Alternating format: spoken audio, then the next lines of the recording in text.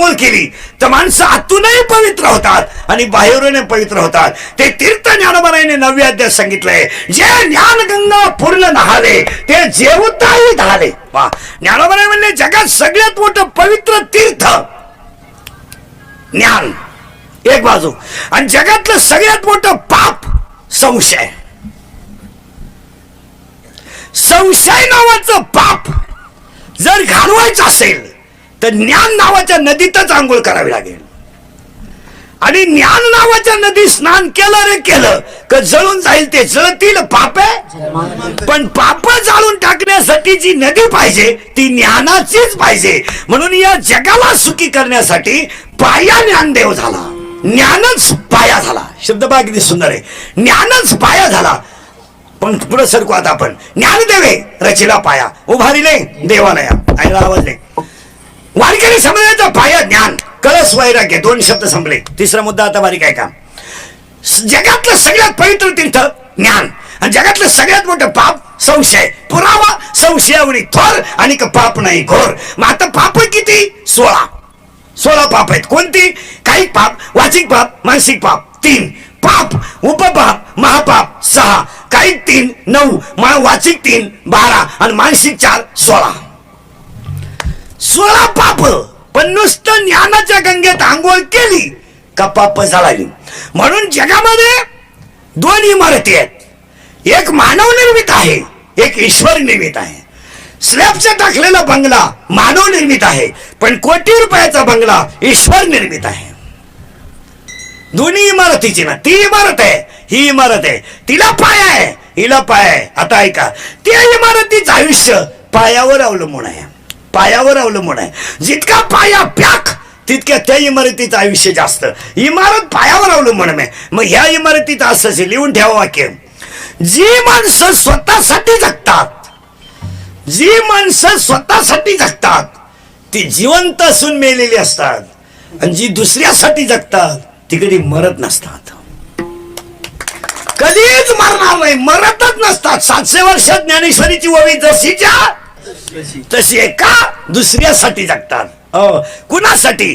उत्तर नीट आहे का? कारण त्या इमारतीचा पायाच ज्ञान आहे. बस ज्ञान पाय आहे, ज्ञान पाय आहे.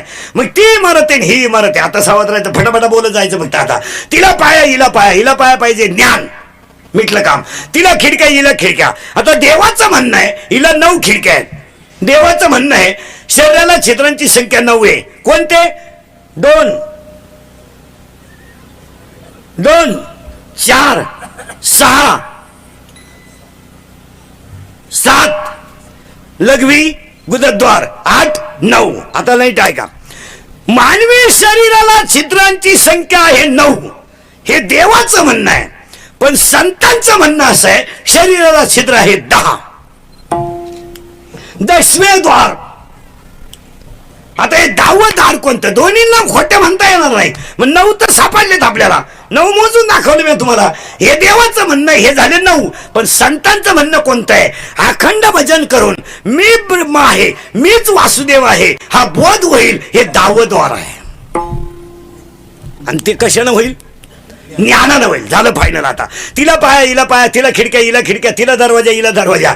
तिच्यात माणसं लईत लई 4, लईत लई 4. या घरात 23 माणसं. ऐका कोणते?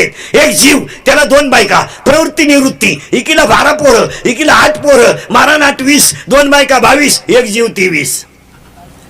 जेवढे ध्यानात राहतील तेवढे ध्यानात ठेवा. त्याच्यातले वस्तू काय? लाटणं पळपट ठोकणी उशी तवा संडा बाथरुकीचे नोटा बेडशीट दिवाण चमचा वर्गळ लाटणं पळपट बकरू शिळी, तेच त्याच्यात. याच्यात काय लिहून घ्या, याच्यात काय नीट आहे का? मानेपासून वर 5, मानेपासून खाली 5, 5 5 10 आणि मन 11. झालं फायनल. 11 झाले ना. या 11 जणांना 11 शत्रू. कोणते? बाहेरचे 5, आतले 6. बाहेरचे 5 कोणते? शब्द, रूप, रस, गंध, स्पर्श. आतले 6 काम, क्रोध, लोभ, मद, मत्सर, अहंकार. 11 दुने 22. त्या 22 जणांमधले हे 5 पाहू आपण फक्त. हे 5. याला गंध आवडतो, याला गंध लय आवडतो, याला सेंट लय आवडतो, याला सेंट आवडतो, याला एकच आवडतं मला चांगलं म्हणा. याचा असं फक्त माझीच लाल करा. याला दुसरं काय, दुसऱ्यानं काही घेतलं ना याला सहन होत नाही. हो, दुसऱ्यानं 1 एकर जमीन घेतली तर म्हणतो ती पाझरती. याला एखाद्यानं गाडी घेतली ना कंपनी पॉवरफुल नाही. हा, एखाद्यानं कांदे विकून ट्रॅक्टर घेतला ती कंपनी का.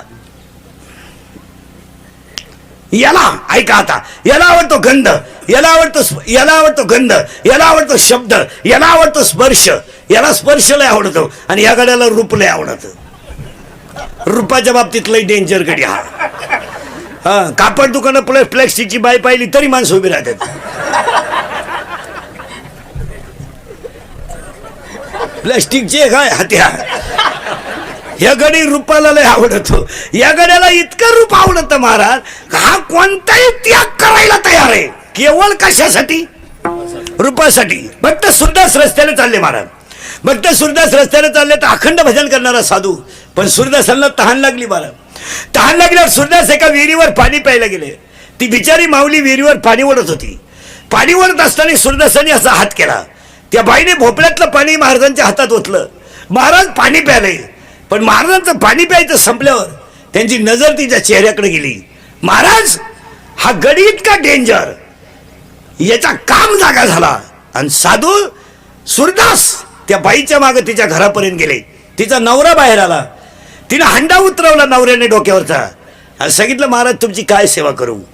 डोळ्याची कड ओली झालेल्या सूरदासाने सांगितलं, बाबा जिने मला पाणी पाजलं ती मला आई दिसायला लागत होती, ती मला बहीण दिसायला लागत होती, पण ह्या डोळ्यानं ती मला विषय दिसली. मला काही नका देऊ, काही नका देऊ, मला 2 दामन द्या. आणि ज्या डोळ्याला आई दिसत नव्हती ते डोळे ठुण्यात मजा नाही. 2 दामन हातात घेतले, डोळ्यात खुपसले स्वतःच्या हातानं. डोळ्याची बुबळा बाहेर आली, रक्ताची धार खाली साचली. तेच फक्त तुलसीदास झाले. तेच तुलसीदास झाले. त्यांनीच रामायण लिहिलं. का मला गोष्ट नाही सांगायची, याला गुंतवलंय. तुकाराम महाराजांनी एका ठिकाणी गुंतवलंय, रुक्माईचा पती सोय